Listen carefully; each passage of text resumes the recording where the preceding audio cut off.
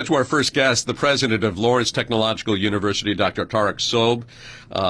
These are interesting times for higher learning. It is tougher to get high school students to consider another 2 years of education or 4 years of education. Just kind of put into context how challenging the environment is and how LTU is busting through that.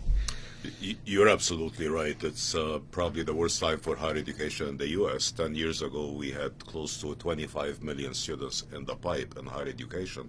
That number is less than 20 million right now in the U.S. And I think it's all about the value proposition. Parents, the public, students themselves are questioning, spending 2 to 4 years in college and then ending up without a very viable job offer and living wage, and the parents are questioning the proposition. Universities that will continue to be successful are the ones that will ensure for their graduates eminent job placement in the future of work, because the job market is changing dramatically. What we do in Lawrence Tech is absolutely graduate our students ready for the job market and the future of work from day one upon graduation. And that's what's distinctive about technological education in general. Well, and talk to me about that, because if there's anybody that can make that value proposition, it would seem to me that LTU would be uniquely positioned for that. Because especially in the engineering sphere, and also expand on the other programs you have as well, that would seem to be a pretty easy case to make when you look at starting salaries and lifetime earnings. Of course. We are blessed in so many different ways. We are a comprehensive doctoral university. Actually, we are one of 13 universities in the whole country that are comprehensive doctoral, technological, and private in our case. That's 13 guy out of 6,000, less than 0.25%.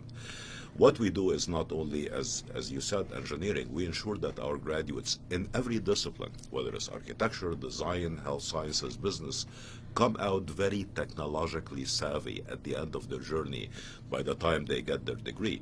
So they are ready for the incredible technological advances that are happening, not only in engineering and tech, but in every single field right now.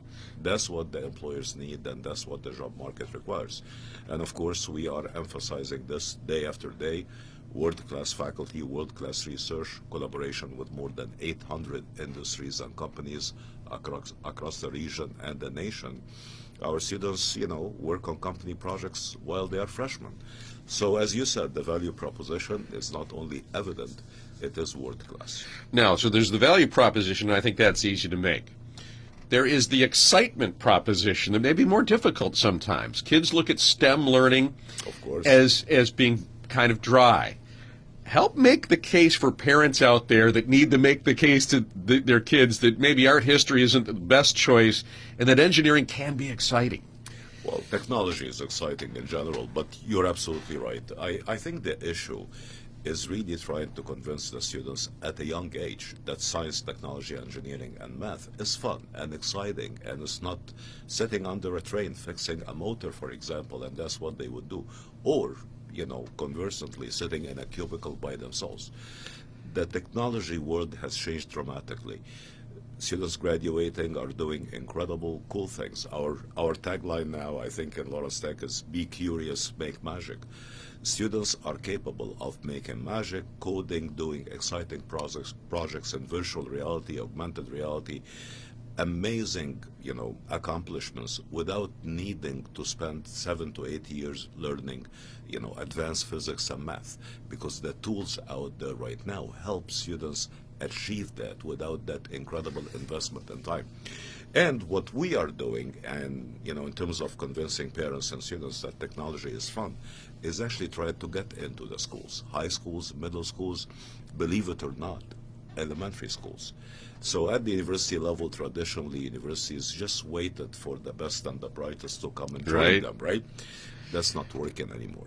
Because if we do that, we're not going to get anybody because of this phobia of math and science and physics.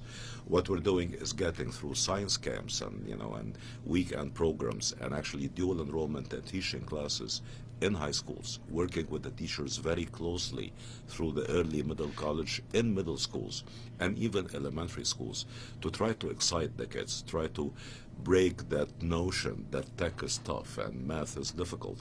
And that's a way to encourage them from a very young age to see that technology, engineering, science, and math is a very viable proposition and not very difficult to get into. So it is a viable proposition.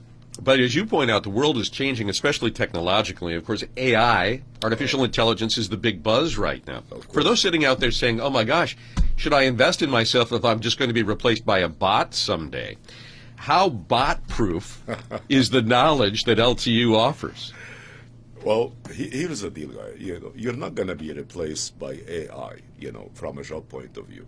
But you or I could be replaced by somebody who knows how to use AI. That's the point.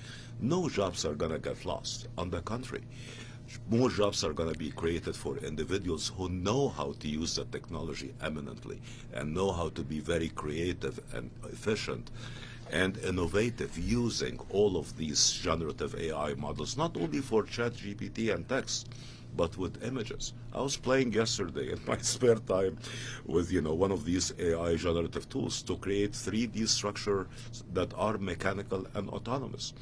And of course, I am, my area is robotics, so I am, a reasonable expert in the field. So the job was not really for the system to recommend something that I didn't know.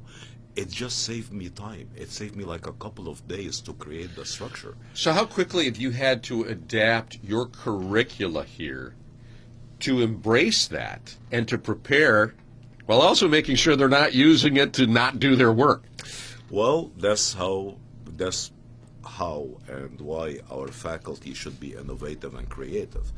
In our case, that was a very easy lift because we are technological from the get-go. We've been teaching artificial intelligence for the last 20 plus years in our curriculum. So that was easy for us.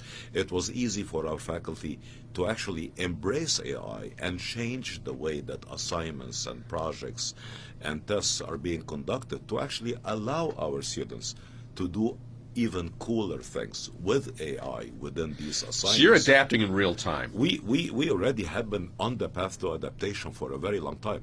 AI and all of these AI generative tools have already been used in our curriculum for the last 2 years. So it's kind of exciting, of course. Yeah. Well, and yet it's reassuring that you're managing it. And the power of it, while it keeps changing, you're in a unique position that you've got the experience to adapt and change. Of course. You talk about the long-range vision for the university, and you now have added a health sciences curriculum. Tell me about that and the importance of that with the aging population and more. If you take a look at the economy and take a look at the shortage in the job market, it's actually kind of disturbing. Because we have students who are actually looking for jobs and potential employees who are not finding job, and the shortage, particularly in technology and healthcare, is obscene. I mean, amazing shortage. And also with medtech, even the field of healthcare is moving towards technology, with robotic surgery, data analytics for healthcare record keeping, areas like automatic detection of MRIs, X-rays, CAT scans, without using a radiologist, areas like bioinformatics and health informatics and telemedicine.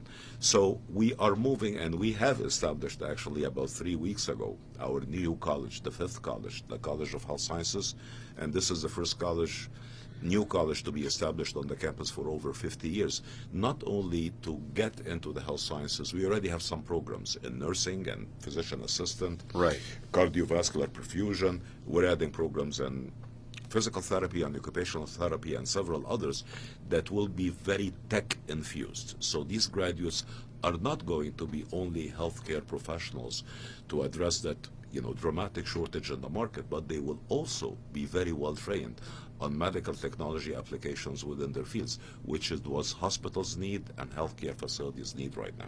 Dr. Sobh, you make a really, really strong argument for a technological, knowledge-based education, especially in this changing world where technology is going to be changing the very nature of work so quickly over the next decade or so. It's been a pleasure. Thank you. Thank you so much. Thank you.